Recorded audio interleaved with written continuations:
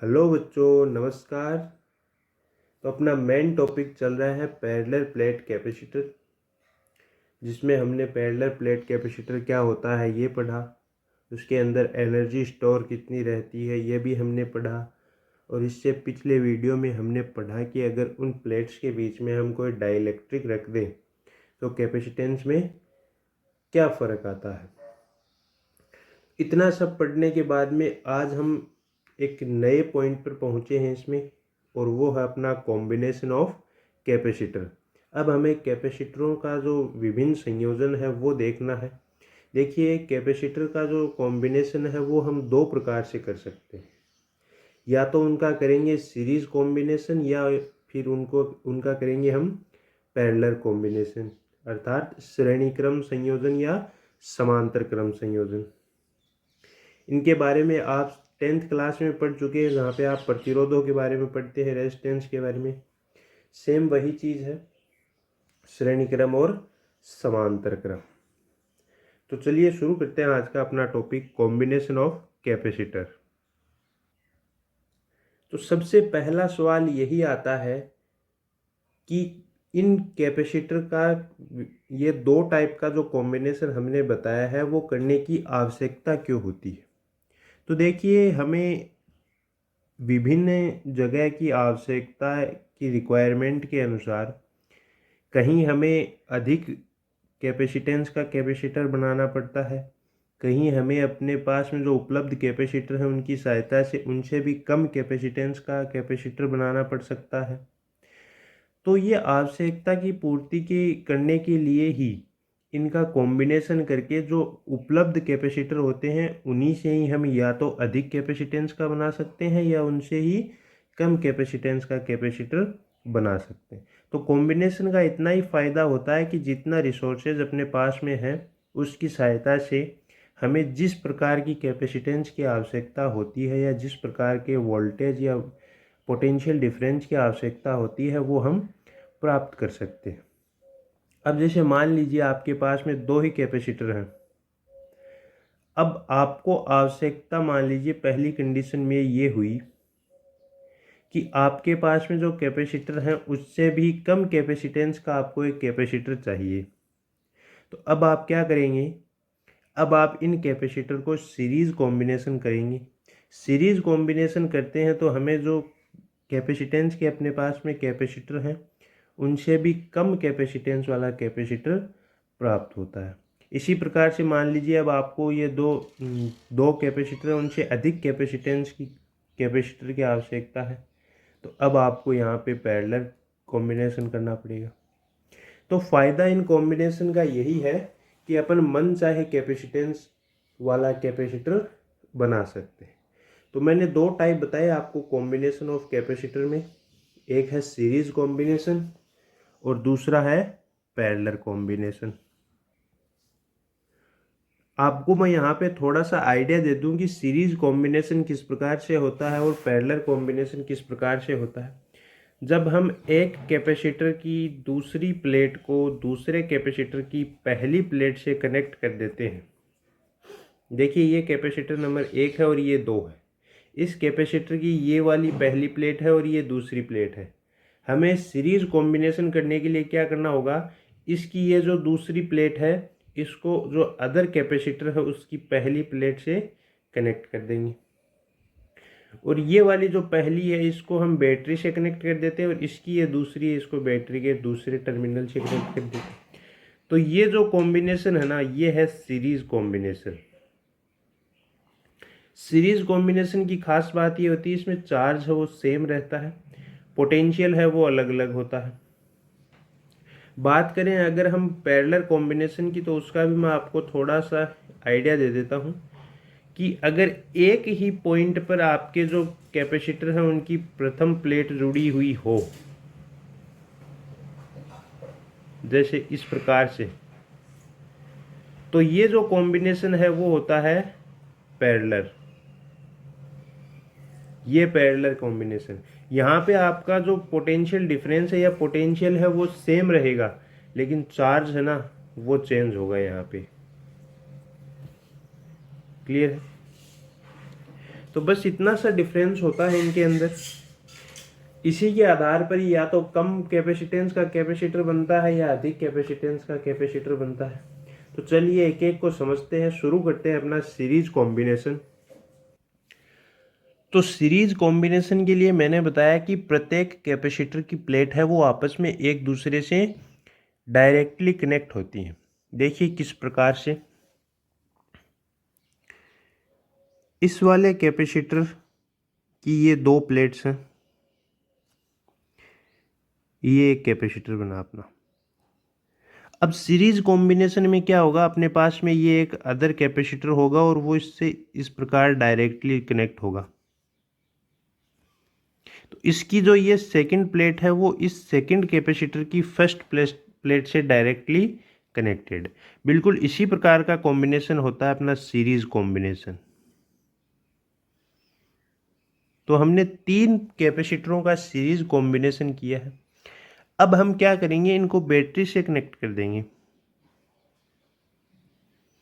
ये V volt की battery है। तो कुछ इस प्रकार से जो अपना है वो इस कॉम्बिनेशन का डायग्राम सेट हुआ। ये अपनी बैटरी है वो V, इसका ये है वो पॉजिटिव टर्मिनल है और ये है नेगेटिव। अब देखिए इस बैटरी का पॉजिटिव टर्मिनल जिस प्लेट से जुड़ा होगा कैपेसिटर की, उस पर क्या चार्ज आएगा, पॉजिटिव चार्ज। मान लीजिए इसके ऊपर Q पॉजिटिव चार्ज आया। ये पॉजिटिव चार्ज इधर से गति करते हुए इस प्लेट पर आएगा तो इस पर आएगा -Q चार्ज। यही होता है। या तो आप इसे इस बैटरी वाले कंसेप्ट से समझ लीजिए या आप इसे विद्युत प्रेरण से समझ लीजिए, दोनों से बात सेम ही है। अब देखिए यहाँ पे प्रेरण का सिद्धांत लगेगा। प्रेरण के द्वारा जो आवेशन मैंने आपको समझाया था वो होगा। यहाँ पे पॉजिटिव क्यू है तो सेम इसके लिए कितना होगा, इसका ऑपोजिट नेगेटिव क्यू। फिर इसके लिए positive Q, negative Q, positive Q. इस प्रकार से इस चार्ज का वितरण इस प्रकार से होता है कि प्रत्येक जो कैपेसिटर है उसके लिए चार्ज है वो सेम हो जाता है।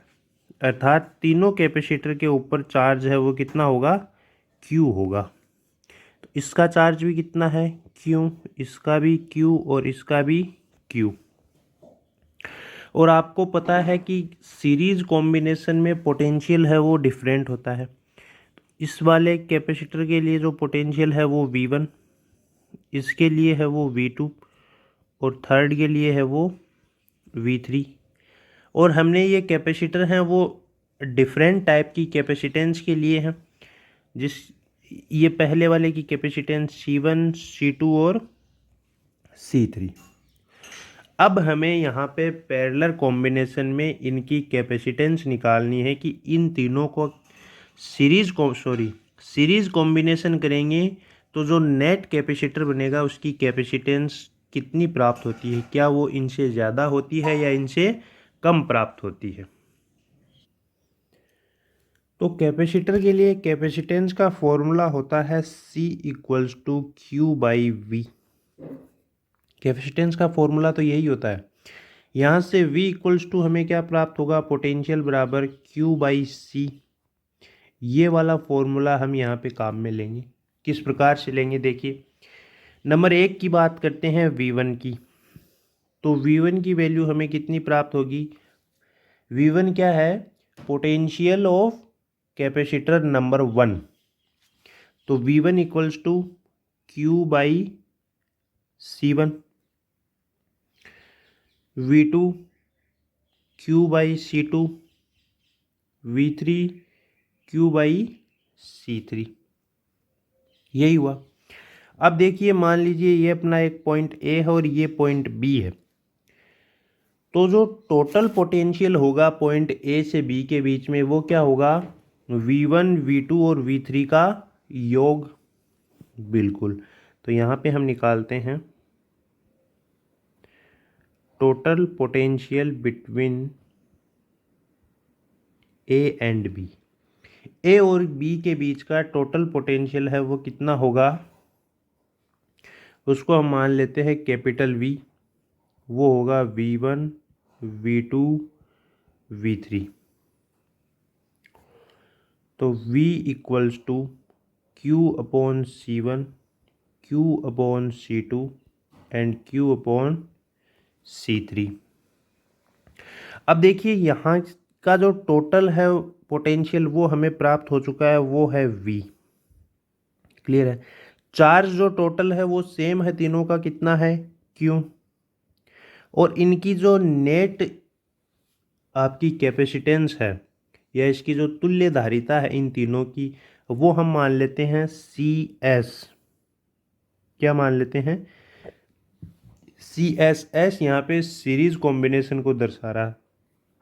तो इन तीनों की C1, C2 और C3 की जो तुल्य धारिता आएगी टोटल के लिए, वो हमने मान ली CS। तो यहाँ पे टोटल के लिए जो वैल्यू बनी वो क्या बनी? Q/CS। ये वाली वैल्यू हम यहाँ V की जगह पुट करेंगे, तो Q upon CS equals to Q upon C1, C2 and Q upon C3। यहाँ पे देखिए Q है वो सेम है, तो ये तो हो जाएगा कैंसिल आउट। तो बचेगा कितना? 1 upon CS equals to 1 upon C1, 1 upon C2, 1 upon C3। Series combination के लिए जो हमें कैपेसिटेंस की वैल्यू प्राप्त होती है वो कुछ इस प्रकार से प्राप्त होती है। तो इस फॉर्मूले से या इस डेरिवेशन से आप देख सकते हैं कि अब जो हमें इस तुल्य धारिता का जो एक कैपेसिटर प्राप्त होगा उसकी जो धारिता बनेगी CS, वो ये तीन कैपेसिटर है, इनमें जिस कैपेसिटर की सबसे कम धारिता है ये CS, तो उससे भी कम प्राप्त होगी। CS है वो सबसे कम धारिता,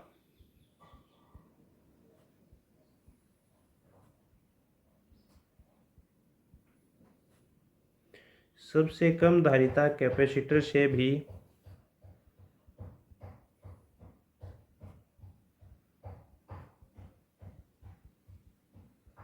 कम धारिता का कैपेसिटर बनेगा। तो जो कैपेसिटर हमने सीरीज कॉम्बिनेशन में उपयोग किए हैं उनकी वजह से जो तुल्य धारिता हमें प्राप्त होती है, जो नेट कैपेसिटेंस हमें प्राप्त होता है, वो इन तीनों में जो सबसे कम धारिता का उससे भी कम का प्राप्त होता है। इसका मतलब सीरीज कॉम्बिनेशन का उपयोग इसलिए किया जाता है ताकि हमारे पास में जो उपलब्ध कैपेसिटेंस हैं उनसे भी कम कैपेसिटेंस का हम कैपेसिटर बना सके। अब मान लीजिए अपन इन तीनों प्लेट्स के बीच में डिफरेंट टाइप के डाइइलेक्ट्रिक रख दें, तब इस CS पर क्या इफेक्ट पड़ेगा। तो चलिए देखते हैं, समझते हैं डाइइलेक्ट्रिक रखेंगे तो क्या फर्क पड़ने वाला है। तो ये तीनों अपने कैपेसिटर हैं जिनकी प्लेट का एरिया है वो तीनों का सेम है, कितना है? A है। देखिए इसकी जो चौड़ाई है उसके अंदर हमने रखा है एप्सिलॉन R1 डाइइलेक्ट्रिक कांस्टेंट का डाइइलेक्ट्रिक, और ये इसकी मोटाई है T1, इसकी है T2, इसमें हमने रखा है एप्सिलॉन R2 का, और ये है T3, इसमें हमने रखा है एप्सिलॉन R3 का। क्लियर है। अब देखिए इससे पिछले वाले वीडियो में हमने बताया था आपको कि अगर हम प्लेट्स के बीच में डाइइलेक्ट्रिक सब्सटेंस रखते हैं और वो भी उसकी फुल जो उसकी विड्थ है उसके अंदर पूरी में, तो कैपेसिटेंस का फॉर्मूला हमें कितना प्राप्त होता है? C equals to epsilon naught epsilon R A/D। Total जो बीच की डिस्टेंस है वही तो आती है। तो यहाँ पे देखिए इस फॉर्मूले में हम क्या क्या चेंज करेंगे। एप्सिलॉन नॉट अपना सेम रहेगा, C1 के लिए आएगा एप्सिलॉन R1 और यहाँ पे आएगा T1। इसी प्रकार से epsilon R2 T2, epsilon R3 T3। तो देखिए इन तीनों के लिए कैपेसिटेंस हमें कितना प्राप्त होगा? C1 equals to epsilon naught epsilon R1 A/T1, C2 equals to epsilon naught epsilon R2 A/T2, T2, C3 equals to epsilon naught epsilon R3 A upon T3। यही प्राप्त हुआ। देखिए सीरीज कॉम्बिनेशन का फॉर्मूला हमें क्या प्राप्त हुआ, 1/CS equals to 1/C1, 1/C2 और 1/C3। बस वैल्यू पुट कीजिए आप, तो 1/CS equals to T1 by epsilon naught epsilon R1A, T2 by epsilon naught epsilon R2A and T3 बटा epsilon नॉट epsilon R3A। तो यहाँ से CS हमें कितना प्राप्त होगा, epsilon not A by T1 upon epsilon R1 plus T2 upon epsilon R2 plus T3 upon epsilon R3। ये हमें CS जो तुल्य धारिता है वो प्राप्त होगी जब हम इनके बीच में डाइलेक्ट्रिक सब्सटेंस रखते हैं। तो ये तो अपनी बात थी सीरीज कॉम्बिनेशन की। अब चलते हैं पैरेलल कॉम्बिनेशन पर। तो देखिए पैरेलल कॉम्बिनेशन में कैपेसिटर का जो कॉम्बिनेशन है वो कुछ इस प्रकार से किया जाता है कि तीनों कैपेसिटर की एक जो फर्स्ट प्लेट होगी वो केवल एक पॉइंट से जुड़ी हुई होगी, जैसे ये पॉइंट P से जुड़ी हुई है, और इनकी जो सेकंड प्लेट है वो एक पॉइंट पर जुड़ी हुई होगी, जैसे अपने एंड पॉइंट पर जुड़ी हुई। तो इस प्रकार का जो कॉम्बिनेशन होता है वो होता है पैरेलल कॉम्बिनेशन। देखिए पैरेलल कॉम्बिनेशन के अंदर चार्ज हैं वो डिफरेंट होते हैं, Q की वैल्यू है वो डिफरेंट प्राप्त होती है, जबकि पोटेंशियल है वो सेम रहता है, क्योंकि जो तीनों कैपेसिटर हैं वो दो ही पॉइंट के बीच में फिक्स हैं और दो पॉइंट के बीच में फिक्स हैं, तो उन दोनों पॉइंट के बीच का पोटेंशियल है वो या पोटेंशियल डिफरेंस है वो सेम होता है। तो Q चेंज होगा, V सेम होगा। इससे पहले सीरीज वाले में हमने बात की थी तो वहाँ पे ये V डिफरेंट था और ये Q था वो सेम था। बस इतना यहाँ पे डिफरेंस आया और इसी डिफरेंस की वजह से देखना क्या घटना घटती है, इन कैपेसिटर से भी ज़्यादा कैपेसिटेंस की कैपेसिटर हमें प्राप्त होगा। देखते हैं, समझते हैं आगे। तो देखिए Q है वो चेंज है, जैसे C1 कैपेसिटेंस के कैपेसिटर का चार्ज है वो Q1, C2 वाले का Q2 और C3 वाले का Q3। चलिए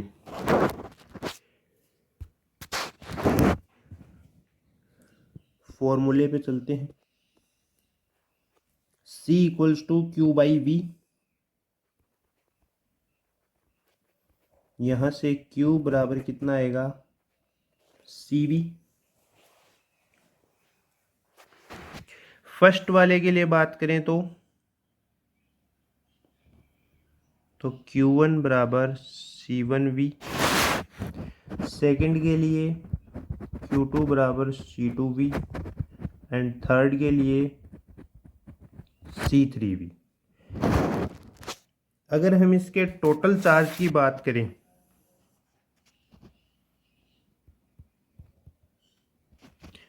टोटल चार्ज वो होगा Q और इन तीनों का योग, यही होगा। Q1 Q2 और Q3 की वैल्यू यहाँ पे हम पुट करेंगे तो हमें प्राप्त होगा C1V C2V एंड C3V, बिल्कुल यही प्राप्त होगा। अब देखिए यहाँ पे V है वो आपका कॉमन आ रहा है, तो Q equals to C1 C2 C3 and ये हो गया V। अब देखिए इस पैरेलल कॉम्बिनेशन में ये जो तीनों कैपेसिटर हैं C1 C2 और C3, इनकी तुल्य धारिता या जो नेट कैपेसिटेंस है वो हमें Cp प्राप्त होता है, मान लीजिए। तो वो क्या होगा, वो इन तीनों का योग C1 C2 एंड C3 का। टोटल चार्ज है अपना Q और टोटल पोटेंशियल है वो अपना V। तो अब हम Q की वैल्यू क्या मान सकते हैं यहाँ से, कैपिटल Q बराबर हमें कितना प्राप्त होगा, CPV, यही प्राप्त हुआ। ये कैपिटल Q वाली वैल्यू आप यहाँ पुट कीजिए तो यहाँ पे क्या बनेगा, यहाँ पे बनेगा CPV बराबर C1 C2 C3 V। V से भी कैंसिल, तो हमें क्या प्राप्त हुआ, CP बराबर C1 plus C2 plus C3। मतलब पैरेलल कॉम्बिनेशन जब हमने इनका किया तो जो नेट कैपेसिटेंस हमें प्राप्त हुई CP, वो इन तीनों का योग प्राप्त हो रही है। इसका मतलब इन तीनों के कॉम्बिनेशन से जो नेट कैपेसिटर हमारा बनता है वो इनमें से जो सबसे अधिकतम कैपेसिटेंस का उससे भी अधिकतम कैपेसिटेंस का कैपेसिटर बनता है। मतलब ये सीधी सी बात है, अगर आपको जो आपके पास में कैपेसिटर उपलब्ध है उन कैपेसिटर से कम कैपेसिटेंस का कैपेसिटर बनाना है तो आपको सीरीज कॉम्बिनेशन करना पड़ेगा, और अगर उनसे अधिक कैपेसिटेंस का बनाना है तो आपको पैरेलल कॉम्बिनेशन करना पड़ेगा इन कैपेसिटर्स का। क्लियर है इतनी बात। अब वही बात आती है कि अगर हम इसकी प्लेट्स के मध्य डाइइलेक्ट्रिक सब्सटेंस रखें तो इसकी कैपेसिटेंस में क्या फ़र्क आता है, तो ये भी देख लेते हैं। अब देखिए, जो डाइइलेक्ट्रिक रखेंगे वो कुछ इस प्रकार से रखना होगा कि वो इन समांतर क्रम में जुड़े हुए संधारित्रों के तुल्य हो। इसके लिए इनके बीच में जो डाइइलेक्ट्रिक रखा जाएगा वो सेम मोटाई का होगा। इसके बीच में भी ये डी मोटाई का होगा, इसके बीच में भी डी मोटाई का, और इसके बीच में भी डी मोटाई का। लेकिन अब देखिए, इन कैपेसिटर की जो प्लेट है वो तीनों की प्लेट है, उनका जो एरिया है वो चेंज होगा। इसका A1, इसका A2 और इसका A3 एरिया होगा। अब देखिए यहाँ पे अपने पास में जो वैल्यू बनेगी वो कितनी बनेगी कैपेसिटेंस की, इसको मैं मिटा दे रहा हूँ। इससे पिछले सीरीज कॉम्बिनेशन में मैंने आपको फॉर्मूला बताया था, जब डाइइलेक्ट्रिक रखते हैं तो C equals to epsilon naught epsilon R A/D, बस वही फॉर्मूला है। तो C1 कितना बना, epsilon naught epsilon R1 A/D, A1/D। C2 epsilon naught epsilon R2 A2/D, and C3 A3/D। तो नेट या तुल्य कैपेसिटेंस CP बराबर C1 C2 C3 यही प्राप्त हुआ था। तो यहाँ से CP की वैल्यू हमें कितनी प्राप्त होगी, एप्सिलॉन नॉट D को आप बाहर ले लीजिए तो शेष बचा epsilon R1 A1, epsilon R2 A2 and epsilon R3 A3। ये आपके नेट कैपेसिटेंस का फॉर्मूला प्राप्त होता है जब हम पैरेलल प्लेट कॉम्बिनेशन में डाइइलेक्ट्रिक रख देते हैं। तो दोनों प्रकार के कॉम्बिनेशन आपने समझे, सीरीज कॉम्बिनेशन और पैरेलल कॉम्बिनेशन। अब देखिए, इन दोनों को मैं आपको एक साथ समझाना चाहूँ तो वो कुछ इस प्रकार से होगा, आप समझने का प्रयास कीजिए। तो ये मैंने आपको दोनों कॉम्बिनेशन की जो जानकारी है वो एक साथ उपलब्ध करवा दी। देखिए, सीरीज कॉम्बिनेशन है वो इस प्रकार से होता है, इसके अंदर एक कैपेसिटर वो दूसरे कैपेसिटर से डायरेक्ट जुड़ा हुआ होता है। जबकि पैरेलल कॉम्बिनेशन में हमने देखा था कि तीनों कैपेसिटर की पहली जो प्लेट है वो एक ही बिंदु पर जुड़ी हुई होती है और जो सेकंड प्लेट है वो एक बिंदु पर जुड़ी हुई होती है। तो ये तो पैरेलल और सीरीज कॉम्बिनेशन हो गया। अब बात करते हैं हम टोटल कैपेसिटेंस की। तो सीरीज में जो हमें कैपेसिटेंस प्राप्त होती है वो ये होती है 1/C1 plus 1/C2 plus 1/C3। जबकि पैरेलल में जो होती है वो C1 C2 और C3 प्राप्त होती है, अर्थात तीनों की कैपेसिटेंस का डायरेक्ट योग हमें प्राप्त होता है। अब देखिए, सीरीज कॉम्बिनेशन में अगर इन प्लेट्स के मध्य डाइइलेक्ट्रिक उपस्थित है तो उसकी वजह से जो टोटल कैपेसिटेंस होगी CS, वो क्या होगी epsilon not A upon T1 upon epsilon R1 plus T2 upon epsilon R2 plus T3 upon epsilon R3। यहाँ एप्सिलॉन R1 R2 R3 हैं वो डाइलेक्ट्रिक कांस्टेंट है इनके, और T1 T2 T3 हैं वो इनकी मोटाई है। बात करें हम पैरेलल कॉम्बिनेशन में डाइलेक्ट्रिक की उपलब्धि की, तो यहाँ पे देखिए जो इनके बीच में प्रेजेंट है डाइलेक्ट्रिक, उसकी वजह से CS है वो हमें प्राप्त होता है epsilon not by D, epsilon R1 A1 epsilon R2 A2 epsilon R3 A3 इनका योग।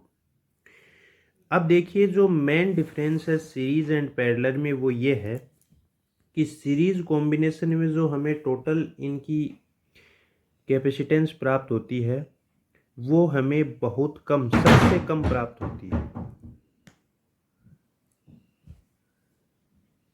अर्थात जो सीरीज कॉम्बिनेशन है वो उपलब्ध कैपेसिटर से भी कम कैपेसिटेंस का कैपेसिटर बनाने हेतु उपयोगी होता है।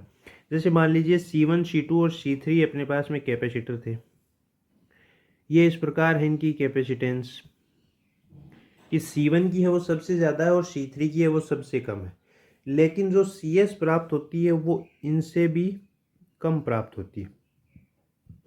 यही बात यहाँ पे लिखी गई है कि उपलब्ध कैपेसिटर से भी कम कैपेसिटेंस का कैपेसिटर बनाने हेतु उपयोगी होता है।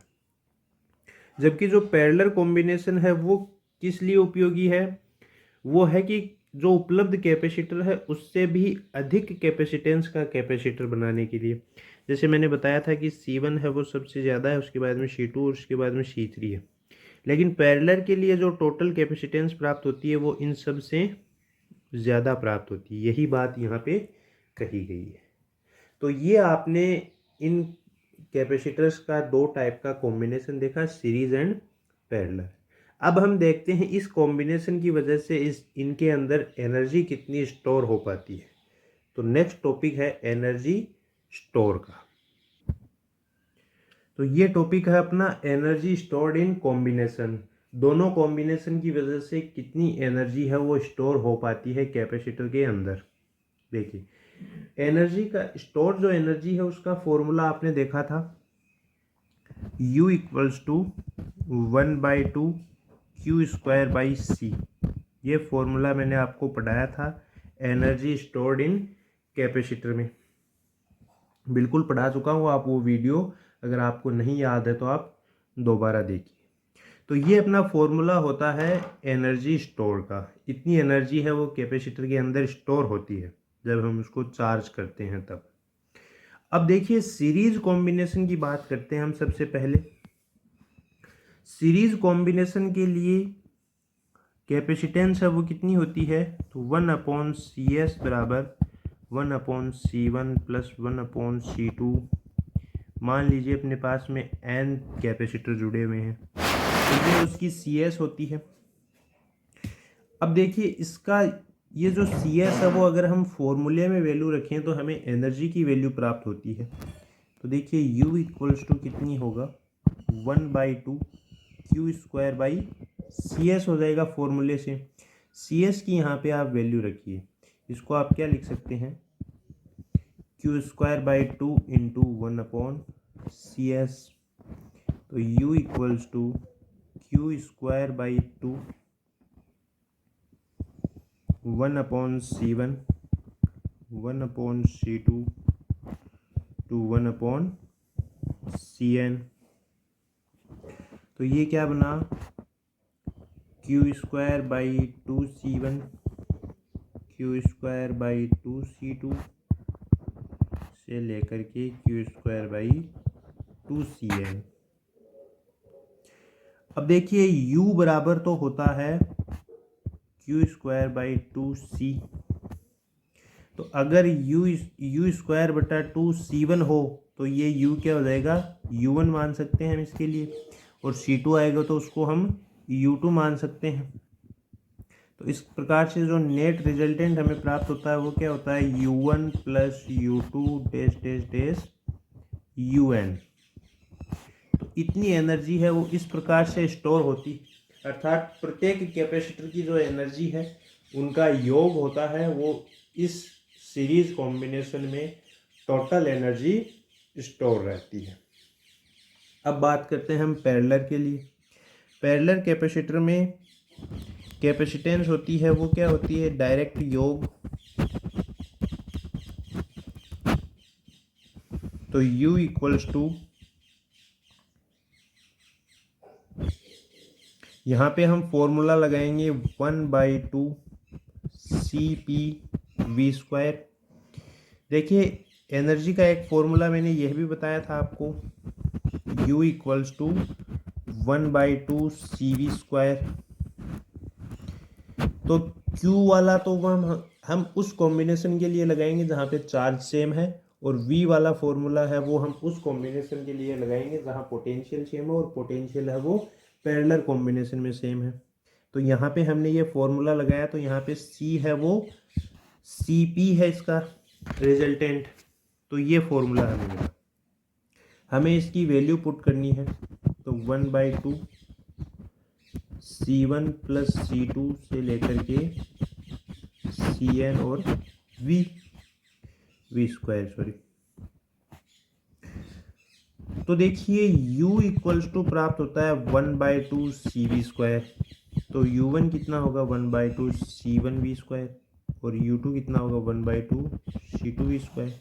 तो यहाँ पे ये 1/2 C1V² तो क्या बनेगा U1, यहाँ पे क्या बनेगा U2, और आगे इस प्रकार से UN तक बनेंगे।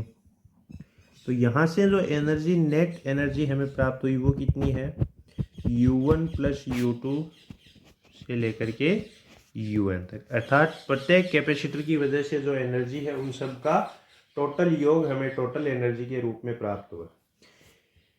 तो यहाँ पे आपने रिजल्टेंट जो चीज़ देखी है वो ये है कि चाहे वो आपका सीरीज कॉम्बिनेशन हो या चाहे वो पैरेलल कॉम्बिनेशन हो, दोनों कॉम्बिनेशन के अंदर आपकी जो एनर्जी स्टोर होगी वो सेम होगी, और वो होगी जितने कैपेसिटर जुड़े हैं उनकी प्रत्येक की एनर्जी का योग।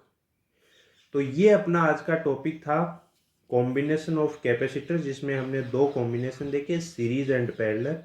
पहले हमने उनकी रिजल्टेंट कैपेसिटेंस निकाली या टोटल कैपेसिटेंस निकाली, फिर हमने देखा कि इनके अंदर एनर्जी कितनी स्टोर होती है। तो यहाँ पे आपका पैरेलल प्लेट कैपेसिटर का जो टॉपिक है वो कंप्लीट होता है। इसके न्यूमेरिकल जितने भी हैं उनका मैं एक अलग सी वीडियो बनाने वाला हूँ। अगला वीडियो है वो इनके न्यूमेरिकल्स का ही होगा। इसके बाद में हम पढ़ेंगे स्फेरिकल कैपेसिटर। तो मिलते हैं अगले वीडियो में, धन्यवाद।